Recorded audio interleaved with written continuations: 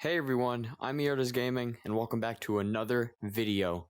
Today, I have something very special for you guys. I'm going to be interviewing someone very cool in a very cool map. I'm not going to say anything more, but let's get right into it. Alright, so now I'm in the special room, and it's time to reveal the person I'm going to be interviewing today.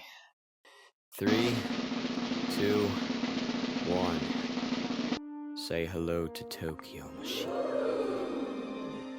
Hello, everybody. My God. I've just been sitting here for a while.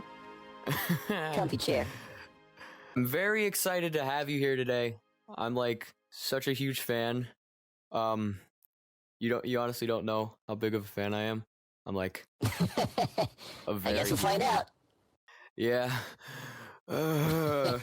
I'm shaking in my boots right now. It's okay. We're all human. Are you sure you're human? You don't sound like one. A little bit. I'm trying. I'm doing my best to, like, you know. I do feel this chair, though. I promise. Oh, how's it feel? Texture 60% moist. Moist. I don't. Oh. Oh no, that's just my palms. I'm sorry. The chair's dry. Oh, yep. I'm gonna have to clean that after. Oh. All right. Well, do you want to get started into the questions? Because I got quite a few. Let's go. I think so. All right. All right. So the first question I have for you out of these few questions is how you give your music that very, well-known video game feeling, Because it sounds like, every time you hear music. I do hear that from a lot of people that they do like the kind of sound. Well, ever since I can remember, I've been listening to game soundtracks, video game soundtracks, just on a daily basis. Like sometimes to soundtracks of games I've never even played before, like Persona 4 or Oxygen not included. It's probably the way, but I think when it comes to the sound, it's probably the way I incorporate the authentic, Commodore 64, Sega Genesis, SNES, NES, pulse waves and drum kits, that kind of stuff, because that's those are very prevalent in my tracks, and including sounds from really obscure 90s PC games that most people have never heard of. Yeah, that definitely helps, and the more you do it, the more you maintain a style, and people should, I'm glad people like it. Yeah, it's just so amazing how, I don't even know how to describe it. It just gives that feeling that other artists can't give. Thank you. Yeah. It's like this person can do That's it good. best. There are a lot of chiptune and kind of 16-bit, 8-bit artists out there. But what I've noticed is that they tend to always either do chiptune or nothing else, and I haven't heard many artists who would combine that with some heavier stuff, with more modern feel or something that you can dance to or play at a festival. But yeah, I mean, so that's what I tried to fit in. And you do it so well. It just fits in Thank that you. category. Number one on that. It's awesome. All right, that's amazing. So the second question I have is kind of similar to the first one.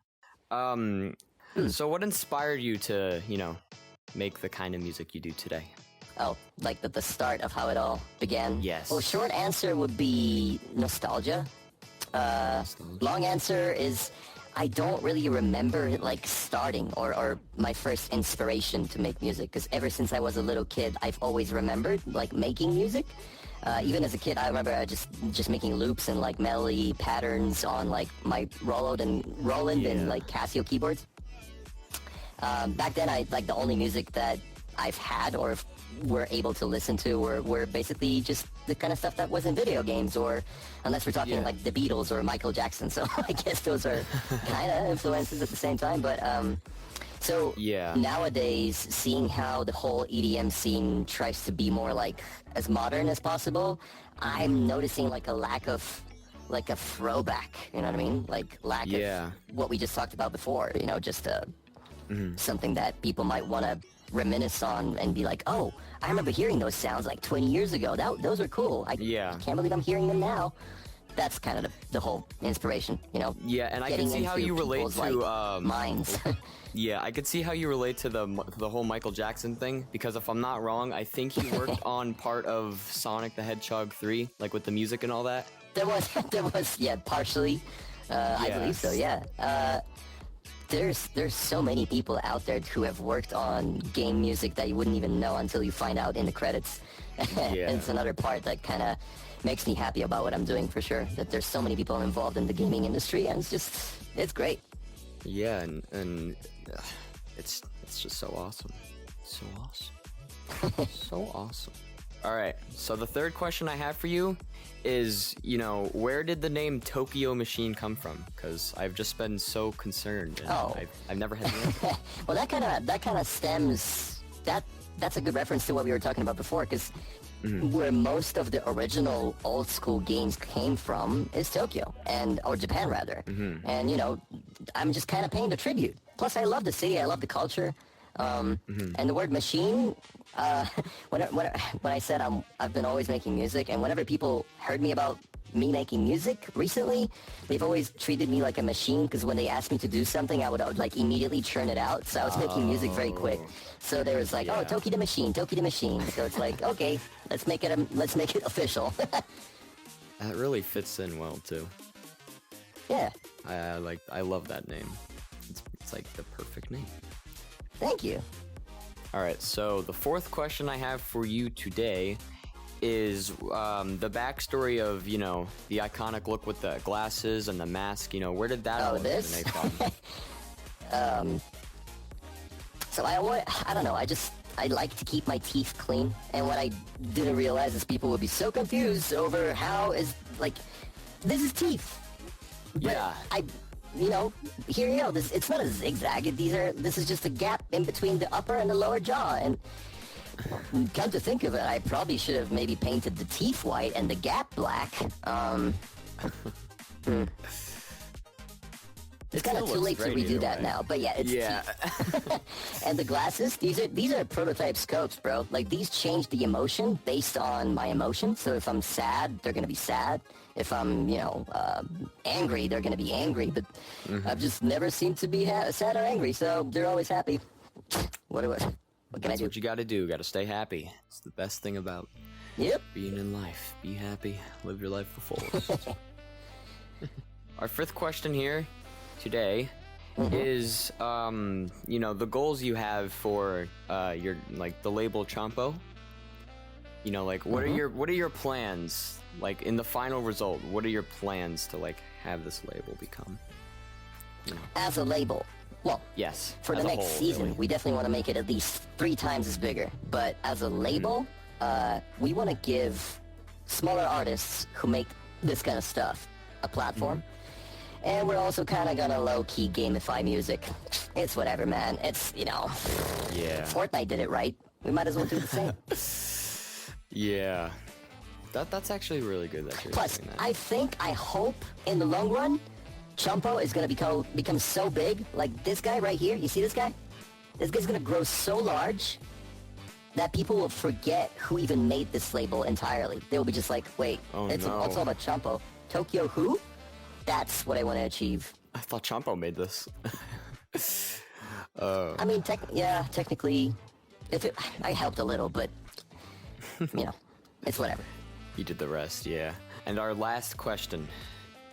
Are you ready for this last question? Wait a minute. Yeah. Go. All right. Last question. What excites you about Chompo, like Chompo music being in Rec Room? Like, what excites you about having all of Chompo's music in this whole big This is what I mentioned before the interview. It's like a perfect circle. Like, I played Rec Room for the first time 6 years ago. It was the very first thing I put on my first ever VR Google headset, which was HTC Vive, with a wireless attachment in a hotel room. And it was Rec Room that absolutely blew me away. So being here right now with you guys, and this little guy on the table, and this bad boy standing right there, it's just pure honor. Like, I hope this never stops. Yeah, it's an amazing experience once you figure out like the full potential you have, and such like, and like a platform like this, you could practically do anything. You know, your mind's capable. That's right. Of... You guys are our biggest partnership, and you're our first partnership, and it's already the really? biggest. Can you imagine that? Heck yeah. That's and crazy. I can't wait to play Chompo's Adventure, because that... You're gonna love it, I swear. It is so good. It's so colorful and cartoony. It's gonna be amazing. Heck yeah. We're so excited to have you play it.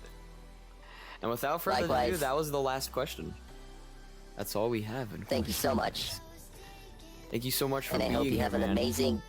You don't My pleasure entirely. Have a great share and have a good even I like the poster, and Thanks. you guys are great, and have the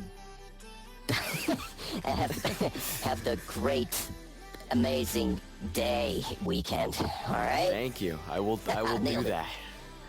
Alrighty, and we're done here. So, thank you guys for watching, and stay tuned for the next video and blah blah blah blah blah. Hi, Dad. And okay. I'm on TV. Okay. Okay. Bye. Bye.